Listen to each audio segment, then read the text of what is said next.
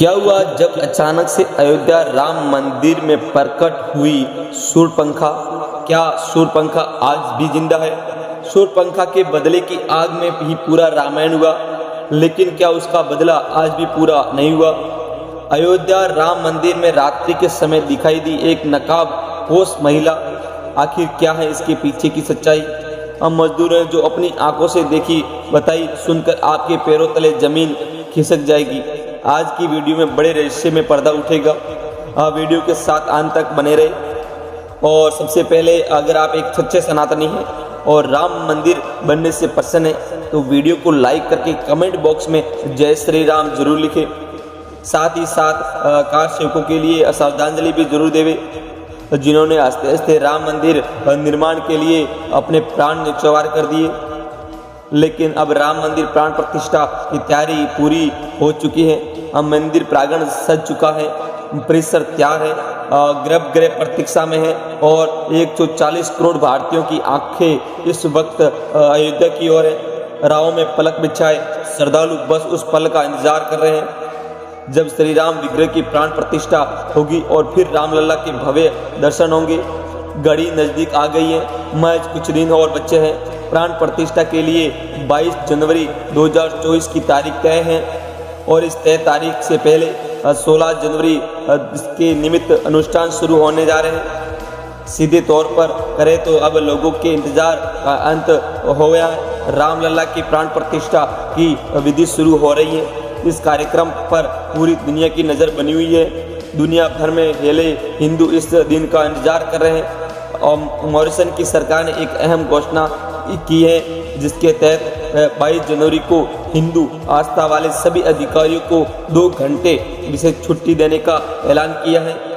इस कदम का उद्देश्य उन्हें अयोध्या में रामलला की प्राण प्रतिष्ठा के अवसर पर होने वाले स्थानीय कार्यक्रमों में भाग लेने के लिए समय देना है। अब दोस्तों, वीडियो के बात करेंगे आज के महत्वपूर्ण गंभीर मुद्दे के बारे में। आखिर किस प्रकार अयोध्या में राम मंदिर में प्रकट हुई शूर्पणखा? ये घटना है 14 जनवरी 2024 की रात्रि 1 बजे की। उस दिन राम मंदिर के गर्भगृह का काम चल रहा था।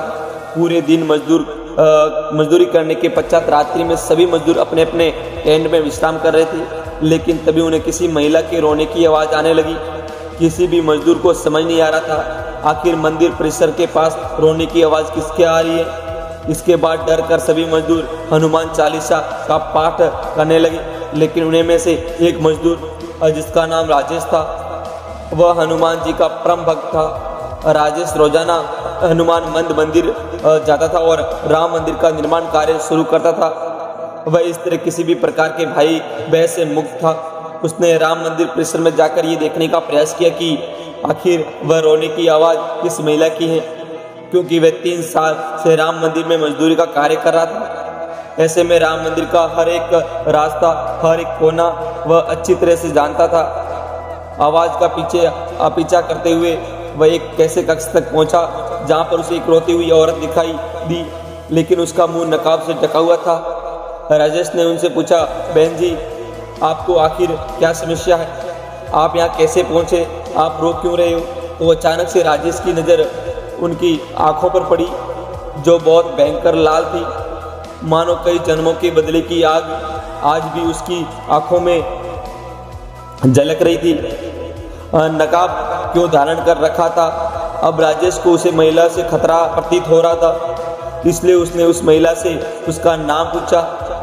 तब उसने कोई जवाब नहीं दिया। तब राजेश ने अपने हाथों से उसके मुंह के नकाब हटा दिया, लेकिन उस औरत चेहरा देखकर उसके रोंगटे खड़े हो गए, क्योंकि उस औरत का चेहरा बुरी तरह से क्षतिग्रस्त था और उसकी नाक कटी हुई थी। कुछ देर के लिए राजेश हैरत अंगेज रह गया और उससे बहुत बड़ा धक्का लगा। उसने अपने कदम पीछे कर दिए और दूसरे कक्ष में चला गया। और कुछ देर बाद जब वह फिर से उस कक्ष में उस महिला को देखने गया, तब वह वहाँ से गायब हो चुकी थी। उसके बाद राजेश हक्का बक्का रह गया।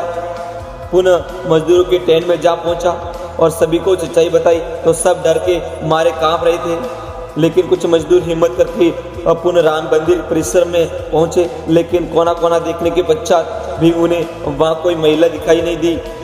तब सभी लोग उससे राजेश का भ्रम समझ रहे थे, लेकिन सबके मन में एक संशय था, क्योंकि रोने की आवाज़ तो सभी को सुनाई दी थी। रामायण में सभी राक्षसों का वध हुआ था, लेकिन शूर्पणखा का वध नहीं हुआ था। लक्ष्मण ने उसकी नाक और कान काटकर छोड़ दिया था। वह कपड़े से अपने चेहरे को छुपाकर रहती थी। रावण के मरने के जाने के बाद वह अपने पति के साथ शुक्राचार्य के पास गई और जंगल में उनके आश्रम में रहने लगी। राक्षसों का वंश खत्म होना था, इसलिए शुक्राचार्य ने शिव जी की आराधना की।